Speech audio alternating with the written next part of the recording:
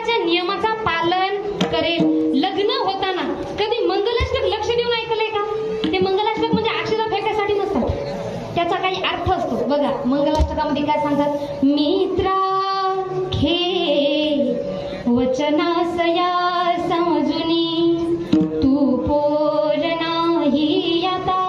मित्र म्हणून उपदेश, ज्यांचं लग्न होत आहे त्यांना आता तू पोरगा राहिलेला नाही, आली एक जबाबदारी तुझवरी, हो एक पत्नी व्रता. अरे भोगासाठीचं लग्न हे नसून फक्त भोगासाठी लग्न नाही, एक पत्नी व्रता हो, जेणे हा देश तुझा तुलाच उजवी ऐसी वाढवी तू प्रथा आहे. आणि म्हणतात ना, आया बहिणीचं रक्षण करणे रयतेचा अनुया राज, हाती तलवार भगवा झेंडा घोड्यावर शिवबा साज. आणि छत्रपती शिवरायांसारखं शिवबावांनी दाखवा कोणी रमेश यावरी पैरा जाग मंजुवरा जाग असला घोड्यावरी पैरा जाग असला घोड्यावरी.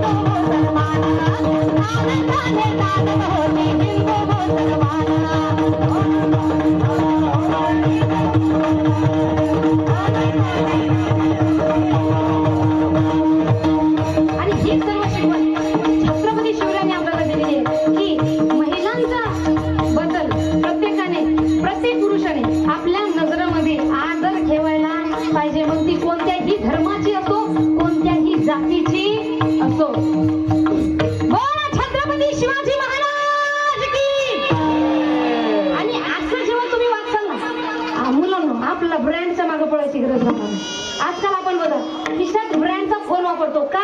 श्रीमंत दिसलो पाहिजे म्हणून. तुम्हाला सांगा, मिडल क्लास आणि गरीब लोकांचा अर्धा पैसा मी श्रीमंत हे दाखवण्यामध्येच खर्च होऊन जातो. कारण आपण गेलो चांगला महागडा फोन 50-55 हजाराचा का नाही, म्हणून ब्रँडच्या मागे लागायचं नाही. आपल्या कर्तृत्वानं आपल्या व्यक्तिमत्वाला एवढ्या उंचीवर नेऊन ठेवायचंय की ब्रँड आपल्या मागे लागले पाहिजे की तुम्ही मला वापरा.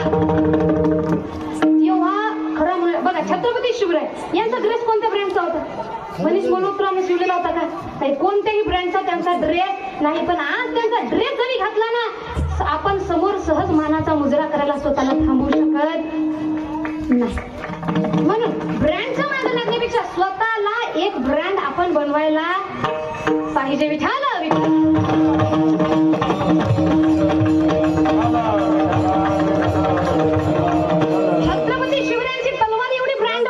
काय म्हणतात, जेव्हा ती बाहेर निघत होती ना, जेव्हा काढायची बाहेर तिची चमचमती धार, कशी घुसती कशी घुसती कशी घुसती आरपार, शिवरायाची तलवार कशी घुसती आरपार, शिवरायाची तलवार.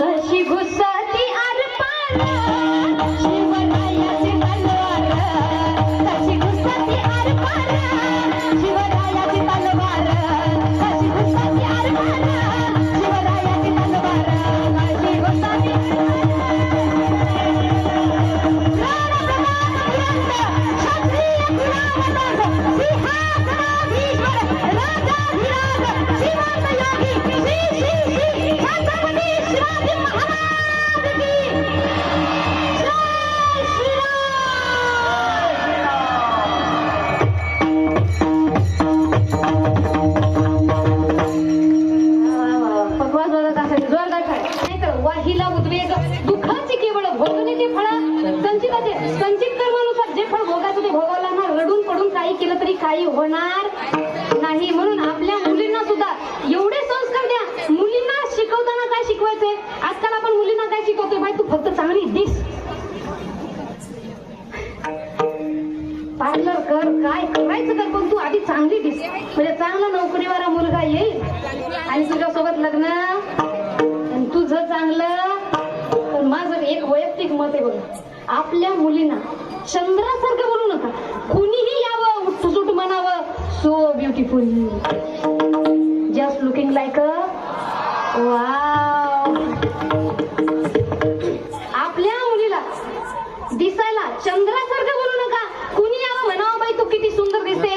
आपली भारतीय संस्कृती आपल्याला काय शिकवते?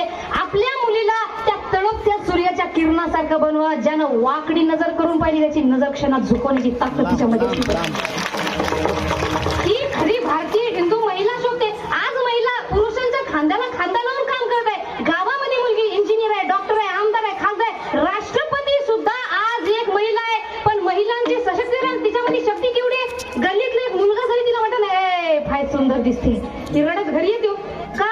कारण आपण तिला लहानपणापासून काय शिकवले? तू नाजूक आहे मुलगा, तू नाही. आमचे हंबीरराव मोहित्यांनी एक गोष्ट सांगितली होती, काय? मुलींची खेळ बदला, मुली आपोआप बदलायला लागतील. आणि तेच आपण सुद्धा करायला पाहिजे. मुलींना पुढं शिकवायला ना, पुढं शिकवण्याच्या आधी त्यांना स्वतःची आत्मरक्षा करायचं आधी शिकवा. नाही तर चांगलं नंतर पुढं शिकवायचं. काय शिकवत शिकवा, पण आधी आत्मरक्षा ही मुलींना आपण शिकवायला पाहिजे. आणि मुलींनो, तुम्ही सर्व माझ्या बहिणीसारख्या. आपल्या मागचा इतिहास पाहिला ना, आपल्या आईला जास्त शिक्षणाचा अधिकार नव्हता.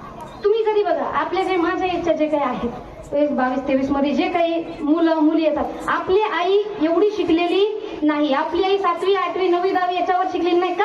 कारण त्यांच्याकडे एवढा अधिकार नव्हता की मुलगी आहे तू जास्त शिकायचं नाही. पण आपल्या आईनी, आपल्या बाबांनी सगळे अधिकार मोडीत काढले आणि आपल्याला पुढं पाठवले. तर मग आपलं कर्तव्य बनते की आपण पुढं जायचंय, पण मुलींनो मर्यादेमध्येच राहून गेलं पाहिजे. चार चौकामध्ये आपल्या आई वडिलांचं नाक खाली गेलं नाही पाहिजे. आणि हे झाला मुलींचा विषय. पण दादांनो, माझं ऐका, मुलांनो, तुमच्या बहिणीसारखी आहे मी. मुलींकडे एक ऑप्शन आहे. त्यांनी त्यांचं कर्तृत्व घडवायचं घडवतील, नाही घडवायचं त्यांच्याकडे एक ऑप्शन आहे. कोणतं? त्यांच्यासाठी त्यांचा नवरा कमावणारा तयार असतो. घरी झाडझूड भांडे करतील ना जास्तीत जास्त, पण हे ऑप्शन आपल्याकडे आहे का? नाही. आज आपण युवा मंडळ, कित्येक जणांकडे मोबाईल आहे, इंस्टाग्राम आहे, आणि इंस्टाग्रामवर मुलींची संख्या बाबा नॉर्मली जर कॅल्क्युलेट करतो म्हटलं ना भांडे कसा, मुलींची संख्या कमी आहे, मुलांची संख्या जास्त आहे. पण इंस्टाग्रामच्या अकाउंटवर जर पाहतो म्हटलं तर इंस्टाग्राम अकाउंटवर मुलींची संख्या जास्त आहे, मुलांची कमी आहे. का? कारण अर्ध्या मुलांनी मुलींच्या नावाने इंस्टाग्रामवर अकाउंट बनवून ठेवलेले आहे. आणि ते एवढे शहाणे आहेत, आपल्याच मित्राला मेसेज करतात, हाय माझं बॅलन्स टाक ना. याला माहित आहे आपल्याला कोणी पुसतही नाही. मग ही म्हणत असेल ना, टाकतो की. आता बरबाद कोण व्हायलंय? मित्र करायला कोण? संगत चांगली असणं हे महत्वाचं आहे. आपण कोणत्या मित्राच्या संगतीमध्ये राहतो नेहमी लक्षात ठेवा. मित्र बर्बादच करत नाही. ते म्हणतात अरे कोण कहता है की दोस्ती बर्बाद करती, अरे कोण कहता है की दोस्ती बर्बाद करती, निभाने वाला अच्छा हो तो दुनिया भी याद करती. फक्त तसा चांगला मित्र पाहिजे. आपल्याकडे दोन मित्र भेटतात. एक म्हणजे स्वर्गाला नेणारा माऊली महाराज आणि एक म्हणजे नरकाला नेणारा. स्वर्गाला नेणारा मित्र म्हणतो चल मित्रा दोघं मिळून काहीतरी चांगलं करू, आपल्या आई वडिलांना अभिमान वाटला पाहिजे असं काहीतरी इतिहास घडून दाखवू. हा मित्र स्वर्गाला नेणारा. आणि दुसरा मित्र नरकाला नेणारा तो काय म्हणतो, जाऊ दे ना काय करायचंय, चल तू पी मी पितो आणि दोघं मिळून नालीमध्ये लुळू. म्हणजे त्यांचं म्हणणं कसं असतं, हम तो डुबेंगे सनम लेकिन तुझको लेके डुबेंगे. मी तर जाणार पण तुलाही घेऊन जाणार. म्हणून कुणाच्या संगतीमध्ये आपण राहिलोय हे आपण आधी तपासून पाहिलं पाहिजे. असो